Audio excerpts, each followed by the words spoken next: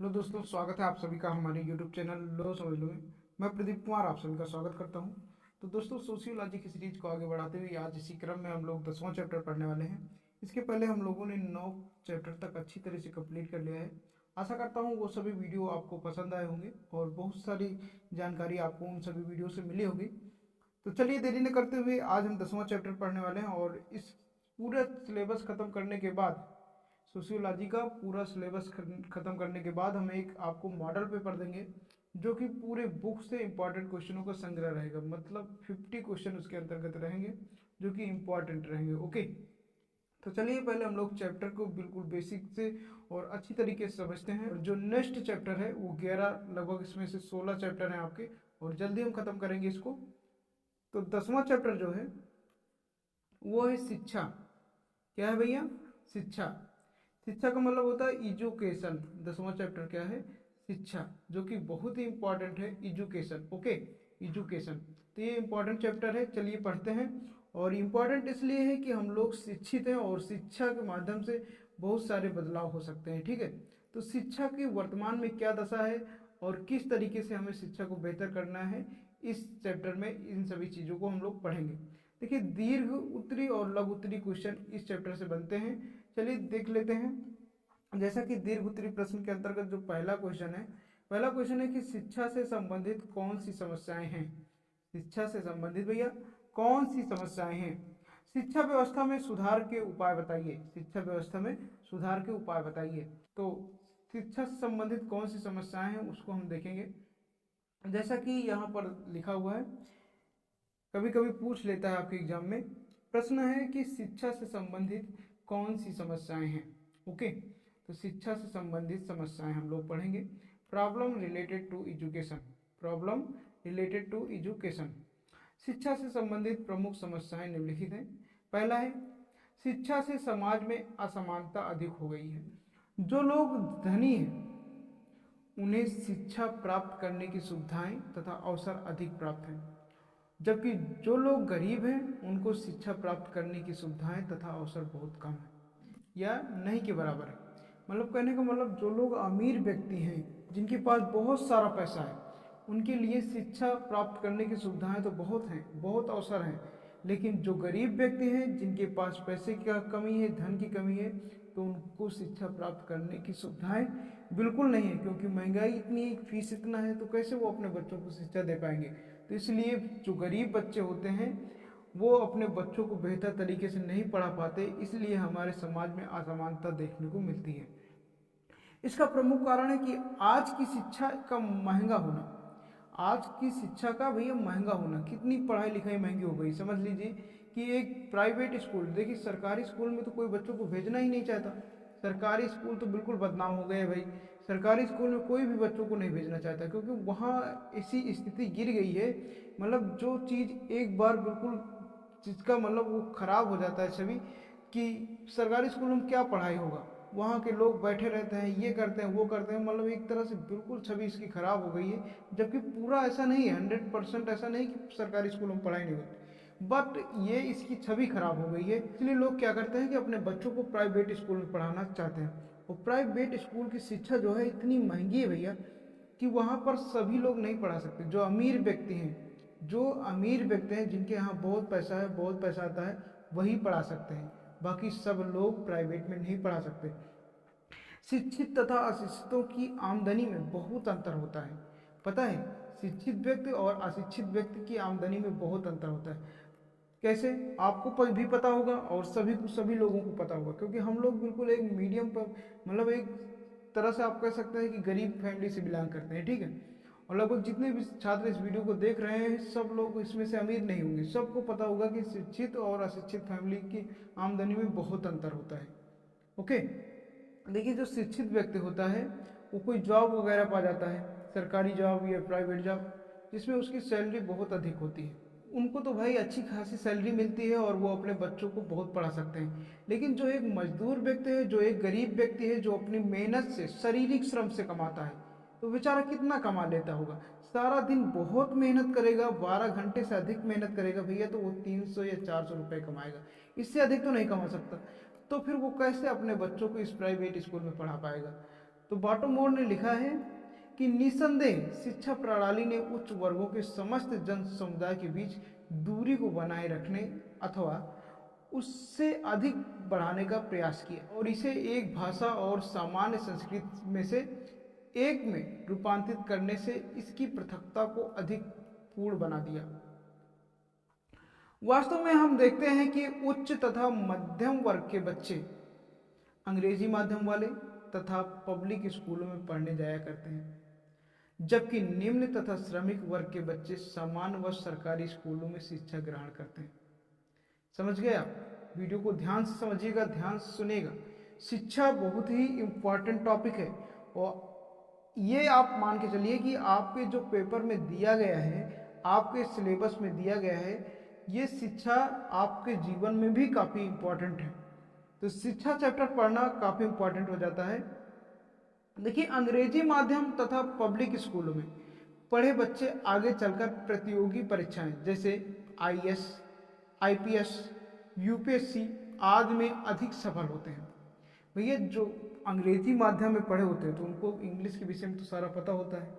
IAS, PCS, UPSC जो प्रतियोगी परीक्षाएं होती हैं, जो कंपटीशन की परीक्षाएं होती हैं, उनमें तो वो अधिक सफल हो जाते हैं। लेकिन जो गरीब लोग होते हैं बेचारे, जो एक सरकारी स्कूल से पढ़ करके आते हैं जहाँ किसी को उनको पहनने के कपड़ा नहीं रहता है, सही से पढ़ाया नहीं जाता है, कापी किताब नहीं, कलम नहीं, कुछ नहीं, मतलब आप कह सकते हैं कि वो कैसे यूपीएससी निकालेंगे, कैसे आईएएस पीसीएस बनेंगे।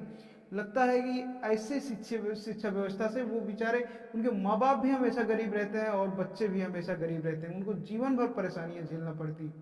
लेकिन ये जो शिक्षा प्रणाली है हमारे देश की, सबसे अधिक खराब मानी जाती है। ओके, बहुत ही खराब मानी जाती है, और जबकि ये अन्य देशों में बहुत ही अच्छी है। लेकिन जो जिनके पास पैसा होता है वो तो अपने बच्चों को बाहर भेज देते हैं पढ़ने के लिए। वो अपने बच्चों को कहीं भी पढ़ा सकते हैं, बड़े बड़े प्राइवेट स्कूलों में, इंग्लिश मीडियम में, विदेशों में भी पढ़ा सकते हैं। लेकिन जिनके पास मेहनत मजदूरी और जो सामान्य वर्ग के होते हैं, मतलब एकदम निम्न परिवार के मजदूर के बच्चे होते हैं, वो कैसे अपने बच्चों को इस तरह से पढ़ाई करा पाएंगे। उन्हीं में से ज़्यादातर छात्र डॉक्टर, इंजीनियर, प्रशासक तथा कुशल व्यवसायी बन जाते हैं। जब भैया ज़्यादा पढ़े लिखे रहोगे, अधिकांश, देखिए जीवन में शिक्षा बहुत ही जरूरी है। जब खूब पढ़े लिखे रहोगे, डॉक्टर बन जाओगे, इंजीनियर बन जाओगे, प्रशासक बन जाओगे, कुशल व्यवसायी बन जाओगे, आईएएस बन जाओगे, पीसीएस बन जाओगे, यूपीएससी निकाल लोगे, तो मतलब इतने सारे पोस्ट, अगर आपको कोई भी पोस्ट मिल जाएगा, जो पढ़े लिखे बच्चे रहेंगे, जो अमीर घर से बिलोंग करते हैं, तो उनकी तो ज़िंदगी सेटल हो जाती है ना, उनकी तो ज़िंदगी भैया सेट हो गई। मतलब जितने भी उनके आने वाली पीढ़ी की भी ज़िंदगी सेट हो गई। लेकिन जो गरीब घर के बच्चे होते हैं, जब यही नहीं पढ़ा पाएंगे तो उनके आगे की ज़िंदगी कैसे चलेगी, आप समझ सकते हैं। अंततः स्पष्ट है कि शिक्षा समाज में असमानता पैदा करने के लिए उत्तरदायी है। ओके, शिक्षा जो है समाज में असमानता पैदा करती है। जब सबको बराबर शिक्षा नहीं मिलेगी, मान लीजिए एक परिवार में 4 बच्चे हैं,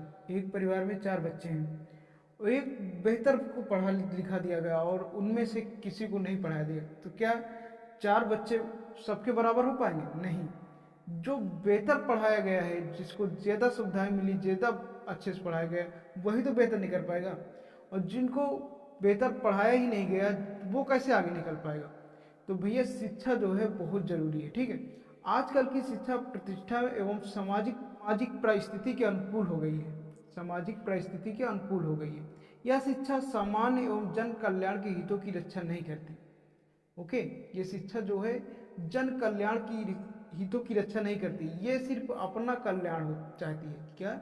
ये शिक्षा सिर्फ अपना कल्याण चाहती है, जो वर्तमान शिक्षा है। ओके, पढ़ लिख करके हम नवाब बन गए, हम पैसे कमा रहे हैं, गरीब मर रहा है, कोई मतलब नहीं, मतलब ये लोगों के प्रति सहानुभूति नहीं करती, ये तो सिर्फ अपना शौक करती है। ठीक है, हितों की रक्षा नहीं करती, अपितु एक धनी तथा विशिष्ट वर्ग के लोगों के हितों की रक्षा करती है ना। मतलब ये शिक्षा जो है ऐसी प्रणाली बन गई है कि केवल धनी व्यक्ति की ही रक्षा करती है और धनी व्यक्ति का सम्मान करती है, और जो निर्धन होते हैं उनको हमेशा हमेशा दबाए रखा जाता है। स्तरीकरण से घनिष्ठ संबंध होना भी शिक्षा की एक समस्या है। ओके, शैक्षणिक असमानताएं, सामाजिक स्तरीकरण से काफ़ी निकट है। ऐसी विषमताएं शिक्षा के स्तर व प्रकार असमानता से संबंधित होती हैं, जो लिंग, जात एवं धार्मिक आधार पर व्याप्त है। कई समाजों में पुरुषों की अपेक्षा स्त्रियों को कम शिक्षा दिलाई जाती है। अफ्रीका तथा अमेरिका में श्वेत लोगों की आपने समाज में देखा होगा कि जो स्त्रियां होती हैं वो पुरुषों की अपेक्षा कम पढ़ी लिखी होती हैं। आपने देखा होगा कि हमारे समाज में ये विभिन्नता बहुत अधिक देखने को मिलती है। और जब जनगणना होती है, जनगणना 2000 जनगणना के अनुसार उसमें भी महिलाएं जो थी वो पुरुषों से कम पढ़ी लिखी थी, उनका जो आकलन था वो कम था। ऐसा क्यों होता है हमारे समाज में कि स्त्रियों को शिक्षा कम दिया जाता है जबकि पुरुषों को ज़्यादा पढ़ाई लिखाई के बारे में बोला जाता है? लेकिन ऐसा नहीं होना चाहिए। भेदभाव किसी की जाति, आधार, लिंग, मतलब इन सब चीज़ों में भेदभाव नहीं होना चाहिए। शिक्षा यार, शिक्षा एजुकेशन सबको समान मिलना चाहिए ताकि सब अपने क्षेत्र में एक अच्छा कार्य कर सके और हमारे देश की उन्नति के लिए कुछ कर सके। ओके, तो चलिए आगे देखते हैं हम लोग। देखिए आज की शिक्षा कैसी हो गई। आज की शिक्षा हम समझते हैं, आज शिक्षा एक खाना पूर्ति संस्था मात्र बनकर रह गई। खाना पूर्ति संस्था मतलब कैसे कि शिक्षा सिर्फ कमाई का जरिया बनकर के रह गई। इसीलिए तो पूरा शिक्षा का सिस्टम खराब हो गया। वरना जब पहले क्या होता था, पहले के ज़माने में जब गुरुकुल में शिक्षा दी जाती थी, त्रेता युग द्वापर में राम भगवान श्री कृष्ण के ज़माने में जब शिक्षा दी जाती थी तो कमाई के उद्देश्य से नहीं, उन लोग जितने भी छात्र हैं, जितने भी लोग उनके गुरुकुल में आते थे तो उनको एक सुदृढ़, मजबूत, शिक्षित और सशक्त बनाया जाता था। लेकिन आज का शिक्षा क्या है, आज को उनको बच्चों को सशक्त बनाना नहीं, स्वयं को सशक्त बनाना है। आज का शिक्षा जो है पैसा पर निर्भर है। मुझे पैसा कमाना है, बच्चा पढ़े या ना पढ़े, बच्चा क्या कर रहा है इससे मतलब नहीं, बच्चा बराबर फीस दे रहा है इससे मुझे मतलब है। बच्चा बराबर आ रहा है या नहीं, उसके घर वाले कहीं से भी, चाहे वो मेहनत मजदूरी करके कोई भी तरह से पैसा दे रहे हैं मुझे या नहीं, संस्था में बराबर पैसा पहुंच रहा है, हमारा काम हो रहा है, हमारे बच्चे प्राइवेट संस्था में पढ़ रहे हैं, बस हमारा काम होना चाहिए। और बच्चे पढ़ रहे हैं या नहीं पढ़ रहे हैं, उनके पास किताबें हैं या नहीं है, नोट्स हैं, भाई इतनी महंगाई में पिताजी सर पर बोरा ढो करके या खेत जोत करके या अपना साग सब्जी लगा करके थोड़ी बहुत मजदूरी करके बच्चों को फीस भरेंगे या किताब कॉपी लाएंगे, क्या करेंगे यार। तो फिर यार इतनी महंगाई में तो ये क्या हो गया कि ये संस्था मात्र क्या बन करके रह गई, खाना पूर्ति, मतलब अपनी आपूर्ति कर रही।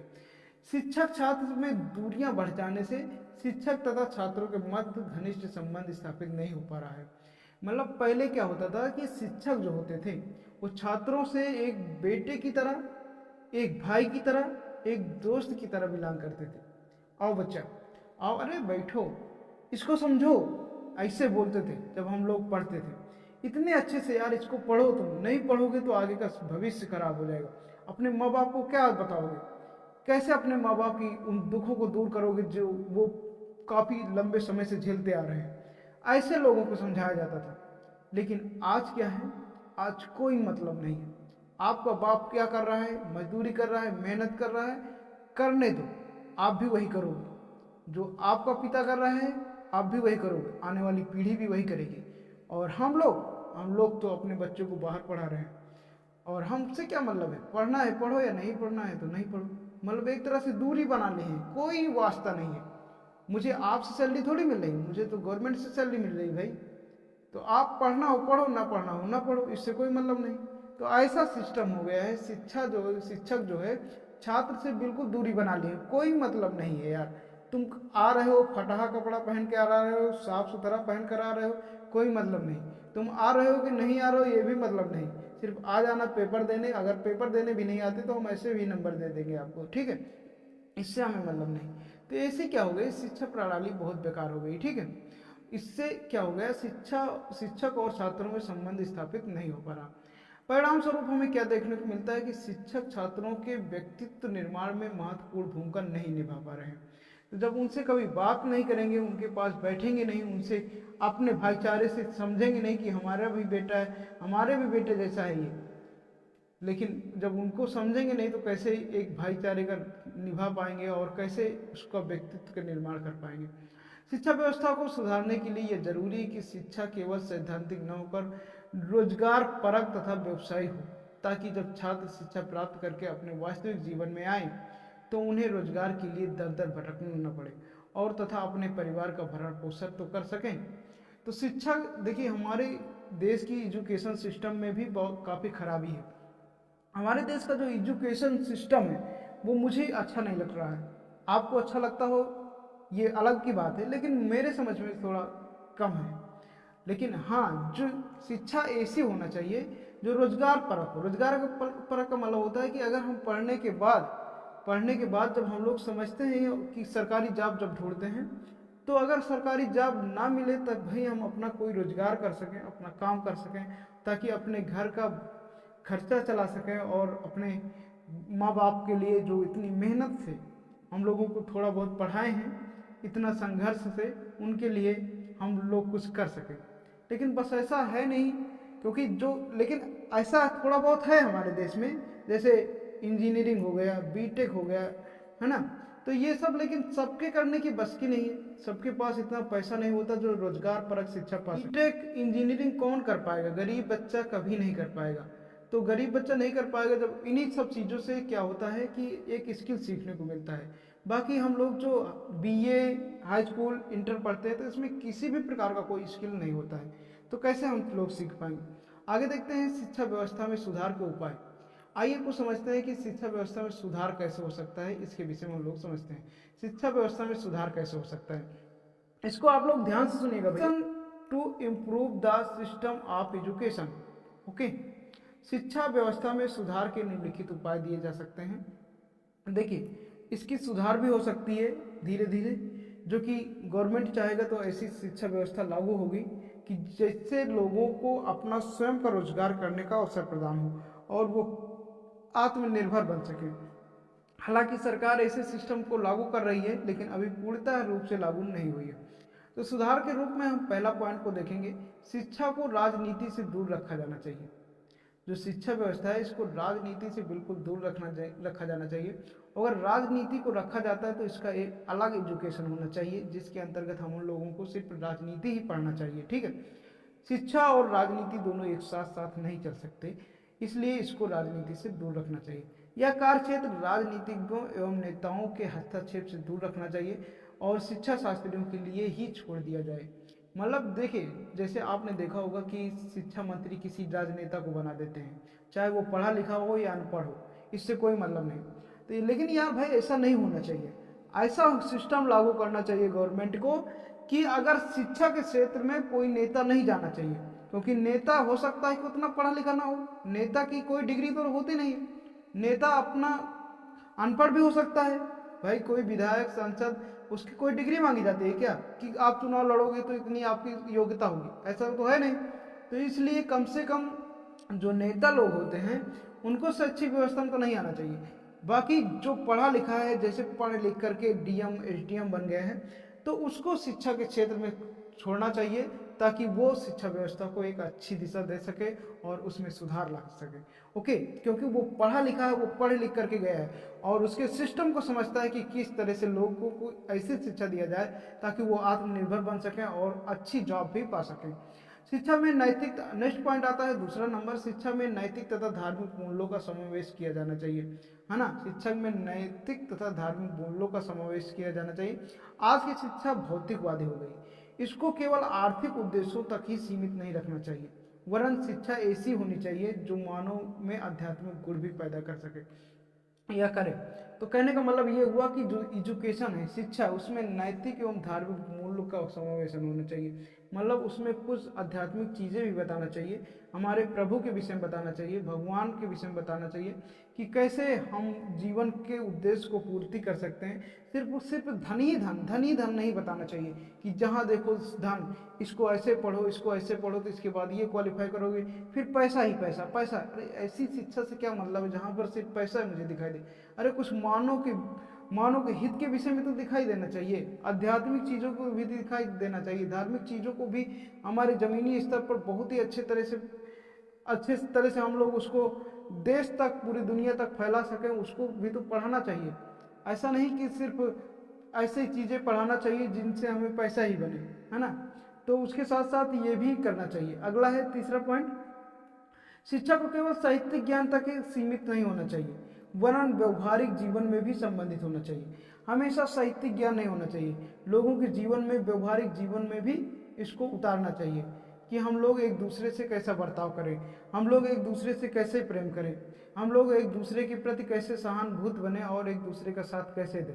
इसके विषय में भी हमें पढ़ाना चाहिए स्कूलों में। नहीं तो हमेशा हमारा, देखिए, हर चीज़ का नॉलेजेबल चीज़, जो चीज़ हमें सीखने को मिलता है, पढ़ने को मिलता है, वो चीज़ें हमें हमेशा याद रहती हैं और उन चीज़ों को हम बेहतर तरीके से, दूसरा बताएगा नहीं मानेंगे, लेकिन जो चीज़ हम किताबों में पढ़ेंगे तो लगता है कि वाकई ये चीज़ें होनी चाहिए और ये भी अच्छा भी है। किताब में तभी लिखी जाती है जब उसको काफ़ी रिसर्च किया जाता है, तब वो किताबों में लिखी जाती है। चौथा पॉइंट कहता है विद्यार्थी अध्यापकों के अनुपात को घटाया जाना चाहिए, है ना। विद्यार्थी तथा अध्यापकों के अनुपात को घटाया जाना चाहिए। अगला है पांचवा पॉइंट, शिक्षा सभी वर्गों के लिए समान होना चाहिए। ऐसा नहीं कि कोई बड़ा आदमी है तो उसके लिए बड़ी शिक्षा होनी चाहिए, कोई छोटा आदमी है तो उसके लिए छोटी शिक्षा होना चाहिए। शिक्षा व्यवस्था जो है सभी वर्गों, सभी जात विशेष धर्मों के लिए, सभी के लिए एक समान होना चाहिए। छोटा बड़ा, अमीर गरीब, पासी चमार, हिंदू सिख ईसाई, सभी के लिए, कोई भी जाति धर्म, कोई भी गरीब अमीर गरीब नहीं देखा जाना चाहिए। सभी वर्गों के लिए, चाहे वो उच्च वर्ग का हो या निम्न वर्ग का हो, शिक्षा सबके लिए समान होना चाहिए। तभी हमारा देश, हमारा समाज, हमारा संस्कृति विकास करेगा। वर्गों को शिक्षा प्राप्त करने की सुविधाएं राज्यों द्वारा जुटाई जानी चाहिए। देखिए, जो शिक्षा की नीति आती है वो राज्य के अंतर्गत आती है। ओके, तो शिक्षा की जो नीति है उसको राज्य के द्वारा एक बढ़िया सुविधाएं प्रदान की जानी चाहिए। ओके, शिक्षा प्रणाली में इस प्रकार सुधार करने के प्रयास किए जाएं ताकि वो छात्रों के नूतन आदर्शों का समाजीकरण कर सके। शिक्षा प्रणाली में इस प्रकार सुधार किया जाए कि इस सुधार करने का प्रयास किया जाए ताकि वो छात्रों के नूतन आदर्शों का सामाजिक प्रणाली कर सके। नेक्स्ट पॉइंट आता है 7 नंबर, अध्यापकों को क्षेत्र पर नैतिक दबाव एवं नियंत्रण बनाने के लिए उनके बीच घनिष्ठता पैदा की जाए। अगला है कि शिक्षा में भाषा, रंग, धर्म, जाति, प्रजाति आदि के आधार पर व्याप्त भेदभाव नहीं होना चाहिए। आपने देखा होगा कि शिक्षा में जो है भाषा, यानी अंग्रेजी को अधिक महत्व, हिंदी को कम। ऐसा काहे को भैया, अंग्रेजी को अधिक महत्व देते हो, हिंदी को कम? क्या हिंदी हमारी मातृभाषा नहीं है? क्या जब हम लोग जन्म से ही हिंदी बोलते हैं यार, तो अंग्रेजी कैसे सीख जाएंगे? सबसे अच्छी भाषा हम सीखेंगे जो जन्म से मुझे सिखाई जाती है, जो हमारे आसपास सब पास पड़ोस में बोली जाती है। और जब फिर हम लोग एक मिडिल क्लास के लोग हैं और सरकारी स्कूलों में पढ़े हैं, तो अंग्रेजी कैसे इतनी अच्छी बोल लेंगे? तो इस प्रकार से भाषा में कोई भेदभाव नहीं होना चाहिए। अगर जितना महत्व इंग्लिश को है उतना महत्व हिंदी को भी दिया जाना चाहिए, उतना ही महत्व अन्य भाषाओं को भी दिया जाना चाहिए। भैया, रंग, धर्म, जात, अरे हम काले हैं तो, अरे गोरे हैं, काले हैं तो क्या हुआ? सबको हम शिक्षा बराबर होना चाहिए। कोई व्यक्ति काला है, मान लीजिए कोई बच्चा गरीब घर का है या काला है, तो उसको ऐसा नहीं कि उसको पीछे लाइन में बैठाया जाए, उसको भी उतनी शिक्षा का अधिकार है जितना एक गोरे व्यक्ति और अमीर व्यक्ति का है। तो रंग रूप में कोई भेदभाव नहीं, शिक्षा सबको समान। धर्म, किसी भी धर्म को, विशेष धर्म को आगे नहीं, सबको एक समान शिक्षा, ये हमारे देश में लागू होना चाहिए। जात, ये नहीं कि कोई सामान्य जात का है तो उसको अधिक शिक्षा अधिक बताया जाएगा, या कोई पिछड़ा वर्ग का है तो उसको कम बताया, नहीं भाई, सबको भैया, सब एक जवान है, सब इंसान है। हमको सिर्फ जाति, धर्म, रंग, रूप, भाषा से नहीं मतलब, मुझे सिर्फ इंसान से मतलब है। इंसान है, इंसान मेरा भाई है, इंसान मेरा बाप है, इंसान मेरा, मतलब इंसान ही दुनिया में सब कुछ है। मुझे रंग रूप भेदभाव से कोई मतलब नहीं, सबको बराबर शिक्षा। प्रजाति, किसी भी प्रजाति का हो ना, आज के आधार पर कोई भी भेदभाव नहीं होना चाहिए। तब हमारे देश की शिक्षा एक नई ऊंचाई तक जा सकती है और हमारे देश का हर एक व्यक्ति इस शिक्षा को बढ़ाने में योगदान दे सकता है। 9वां है कि वर्तमान में औपचारिक शिक्षा प्रणाली व प्रचलित शिक्षा प्रणाली में परिवर्तन किया जाना चाहिए, है ना। तो जैसे कि अभी भी एक नई शिक्षा प्रणाली बनी है, यानी न्यू एजुकेशन पॉलिसी। तो इस तरीके से हर बार एक नई शिक्षा नीति लागू करना चाहिए लगभग 5 वर्षों में, ताकि हमारे जो देश के बच्चे हैं वो उसको डेवलप कर सकें और एक नई तरीके से पढ़ सकें। अगला जो क्वेश्चन बनता है दीर्घ उत्तरी प्रश्न से, प्रश्न संख्या 2। ओके, दीर्घ उत्तरी प्रश्न जो है, दीर्घ उत्तरी प्रश्न, इसमें से एक क्वेश्चन जरूर बनता है। लघु उत्तरी से तो नहीं बनेगा, पर दीर्घ उत्तरी से जरूर बनेगा। तो ये प्रश्न इंपॉर्टेंट है। शिक्षा का संकीर्ण तथा विस्तृत अर्थ बताइए। शिक्षा का संकीर्ण तथा विस्तृत अर्थ बताइए। स्पष्ट कीजिए कि शिक्षा क्या है। इंपॉर्टेंट है, ध्यान दीजिएगा। शिक्षा से आप क्या समझते हैं? शिक्षा से आप क्या समझते हैं? शिक्षा की परिभाषाएं लिखिए तथा उसकी विशेषताएं बताइए। शिक्षा से आप क्या समझते हैं, इसकी परिभाषाएं लिखिए तथा उसकी विशेषताएं बताइए। ठीक है, आइए समझते हैं शिक्षा से आप क्या समझते हैं। चलिए चलिए हम समझते हैं शिक्षा का अर्थ। क्या? शिक्षा का अर्थ, meaning of education. Meaning of education, शिक्षा का अर्थ क्या है? पहली हेडिंग हम लोग देखेंगे, शिक्षा का प्रचलित अर्थ। शिक्षा का प्रचलित अर्थ, आज के सभ्य मानव आज के सभ्य मानव समाज में शिक्षा शब्द के समान रूप से सभी लोग परिचित हैं, परंतु यह परिचय शिक्षा के शास्त्रीय तथा वैज्ञानिक अर्थ से न होकर केवल प्रचलित अर्थ से होता है। प्रचलित है, सभी लोग जानते हैं शिक्षा हमको अपने बच्चों को पढ़ाना है, लेकिन समान रूप से ये शास्त्रीय और वैज्ञानिक अर्थ से ना होकर केवल ये प्रचलित ही है। ओके, प्रचलित अर्थ के अनुसार किसी विषय से संबंधित तथ्यों एवं सूचनाओं को एकत्रित कर लेना मात्र शिक्षा कहलाता है। ठीक है, इस अर्थ में किसी भी प्रकार के उचित अथवा अनुचित ढंग से आवश्यक सूचनाओं को जान लेना तथा संकलित कर लेना ही शिक्षा है। नेक्स्ट आता है शिक्षा का शाब्दिक अर्थ। शिक्षा का शाब्दिक अर्थ, ये जितने भी हेडिंग है आपको याद रखना है। हिंदी भाषा में प्रचलित अर्थ शिक्षा मूलभूत रूप से संस्कृत भाषा के शिक्षा धातु से बना है। ओके, शिक्षा किससे बना है? शिक्षा धातु से बना है। संस्कृत में यह धातु ग्रहण करना, शिक्षा का अर्थ होता है ग्रहण करना या विद्या प्राप्त करना। क्या? या फिर विद्या प्राप्त करने के लिए प्रयोग होता है। ठीक है, इस शाब्दिक अर्थ को ध्यान में रखते हुए कहा जा सकता है कि शिक्षा का अर्थ उस प्रक्रिया से है जिसके माध्यम से ज्ञान विद्या प्राप्त की जाती है। बहुत से विद्वानों ने शिक्षा के इसी अर्थ को स्वीकार किया। ओके, बहुत से विद्वानों ने शिक्षा के इसी अर्थ को स्वीकार किया। शिक्षा का अंग्रेजी पर्यायवाची शब्द है एजुकेशन। शिक्षा का अंग्रेजी पर्यायवाची शब्द है एजुकेशन। यह शब्द लैटिन भाषा के इडुकेटम शब्द से बना है। किससे बना है? इडुकेटम शब्द, याद रखिएगा, जिसका अर्थ है अंतर्निहित शक्तियों एवं क्षमताओं को बाहर निकालना।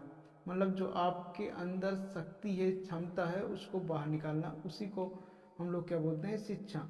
तीसरा पॉइंट आता है शिक्षा का व्यापक अर्थ। शिक्षा का व्यापक अर्थ, शिक्षा के संकुचित अर्थ के अतिरिक्त इसके व्यापक अर्थ को भी जानना अनिवार्य है।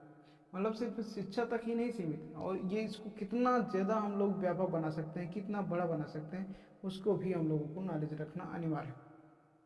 देखिए, व्यापक अर्थ में शिक्षा एक अति व्यापक एवं जटिल प्रक्रिया है।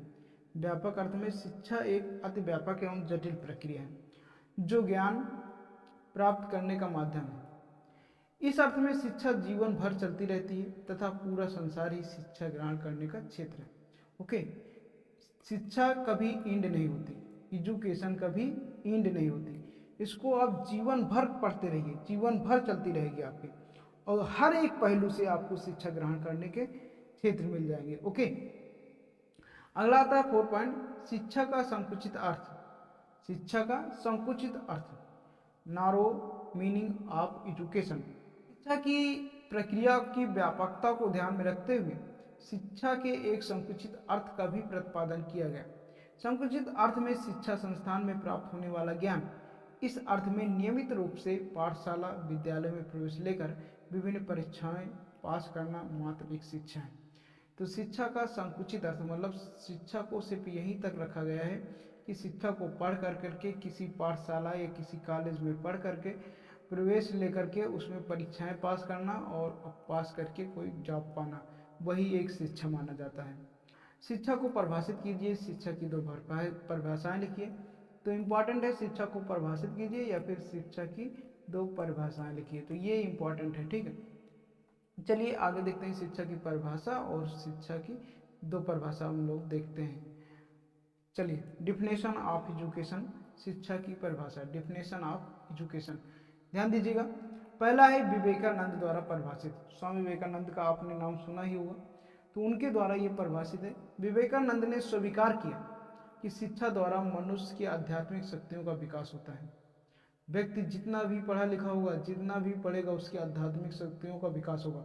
और यही माना जाता है कि इन आध्यात्मिक चीज़ों को शिक्षा के अंतर्गत जोड़ना चाहिए। ओके, उन्होंने स्पष्ट रूप से कहा, शिक्षा मनुष्य के अंतर में निहित ब्रह्मभाव है या ब्रह्म भाव की अभिव्यक्ति है। ओके, तो यानी मनुष्य के अंदर जो निहित है एक ब्रह्म भाव, जिसे आध्यात्मिक कहा जाता है, वो एक शिक्षा है। ठीक है, ये किसने कहा? विवेकानंद ने। दूसरा आता है अरविंद द्वारा स्थापित या अरविंद द्वारा परिभाषित शिक्षा की परिभाषा। ओके, आधुनिक युग के प्रसिद्ध विद्वान योगीराज, आधुनिक युग के प्रसिद्ध विद्वान योगीराज श्री अरविंद घोष ने शिक्षा को एक सहायक प्रक्रिया में स्वीकार किया जो मनुष्य की आत्मिक प्रगति में सहायता प्रदान करती है। उनके शब्दों में प्रगतिशील आत्मा को अपने भीतर निहित तत्वों की सहायता देना ही शिक्षा है। ओके, आगे भी अन्य विद्वानों ने अपना शिक्षा की परिभाषा के लिए अलग अलग मत प्रस्तुत किए हैं, जैसा कि पश्चात विद्वानों द्वारा दी गई शिक्षा की परिभाषा। ओके, अनेक ग्रीक एवं पाश्चात्य विचारकों ने भी समय समय पर शिक्षा की विभिन्न परिभाषाएं प्रस्तुत की है।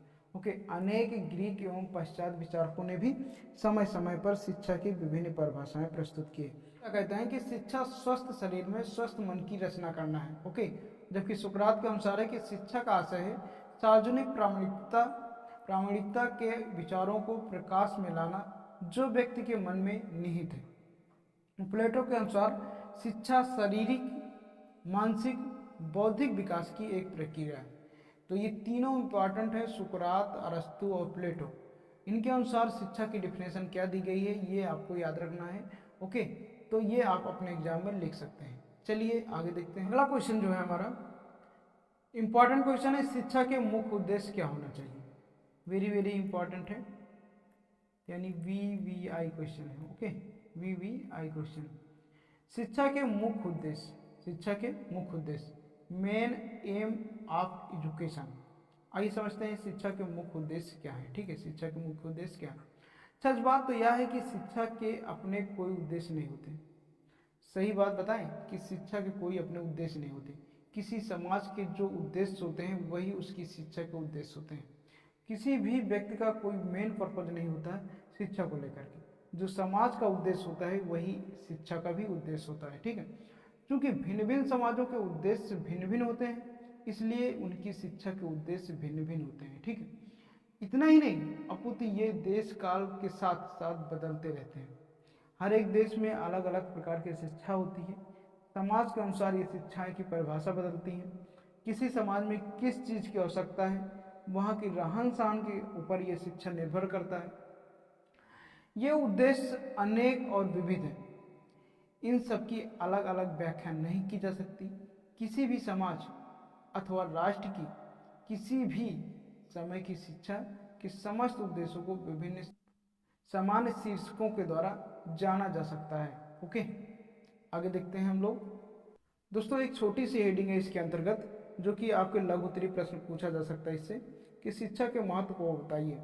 शिक्षा का महत्व। ओके, इम्पोर्टेंस ऑफ एजुकेशन, शिक्षा के महत्व को बताइए। देखिए, शिक्षा मानव विकास का मूल साधन है। शिक्षा मानव विकास का मूल साधन है। इसके द्वारा विशिष्ट समाज और राष्ट्र सभी का विकास होता है। यह मनुष्य को वह सब प्राप्त करने में सहायता करती है कि वह योग्य है और उसकी आकांक्षा रखता है। इसी कार्यों को सीमा में नहीं बांधा जा सकता। ओके, इसके कार्यों को सीमा में नहीं बांधा जा सकता।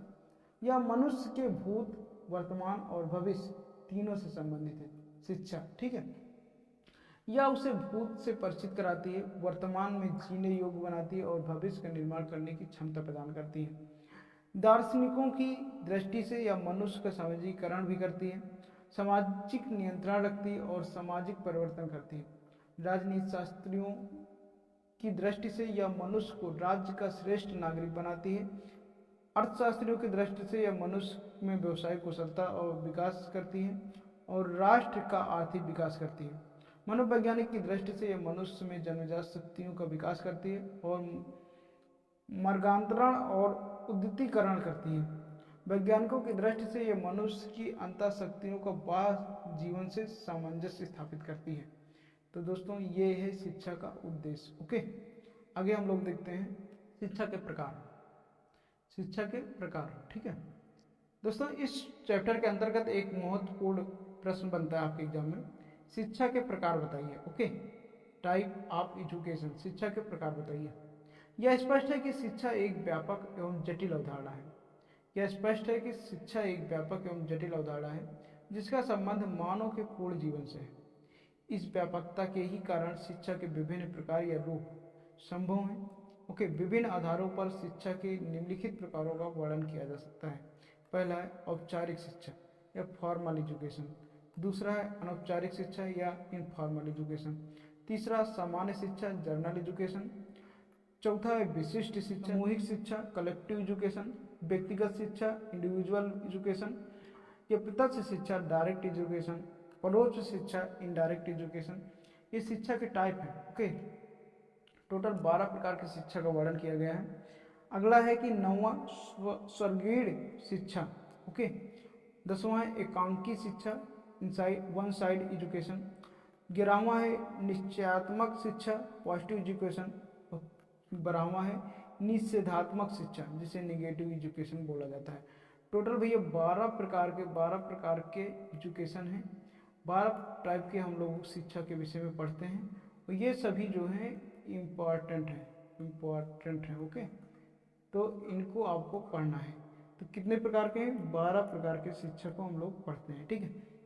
तो इतने ही टॉपिक आपके एग्जाम के लिए इम्पॉर्टेंट हैं। बाकी आपको है तो चैप्टर बहुत बड़ा, लगभग ये चैप्टर है कम से कम 10 पेज में। अगर पढ़ाएंगे तो कम से कम 3 घंटे या 4 घंटे का वीडियो बनेगा, लेकिन कोई ज़रूरी नहीं है। अगर आप इतना पढ़ लेते हैं तो इससे संबंधित, इस चैप्टर से संबंधित कोई भी क्वेश्चन आएगा तो छूटेगा नहीं, क्योंकि सारा घुमा फिरा करके अर्थ वही निकलता है, ठीक है। तो आशा करता हूँ ये वीडियो आपको पसंद आया तो यार लाइक कर दीजिए। चैनल पर अभी नए हो तो सब्सक्राइब कर दीजिए भैया, इतनी मेहनत से हम आपके लिए वीडियो बनाते हैं, ठीक है। तो आशा करता हूँ कि आपने लाइक कर दिया होगा, चैनल को सब्सक्राइब कर लिया होगा, और आगे कौन सा सब्जेक्ट स्टार्ट करना चाहिए ये हमें कमेंट बॉक्स में ज़रूर बताना। तो चलिए मिलते हैं एक नए वीडियो के साथ, आपके कमेंट का मुझे इंतजार रहेगा। तब तक के लिए जय हिंद, जय भारत।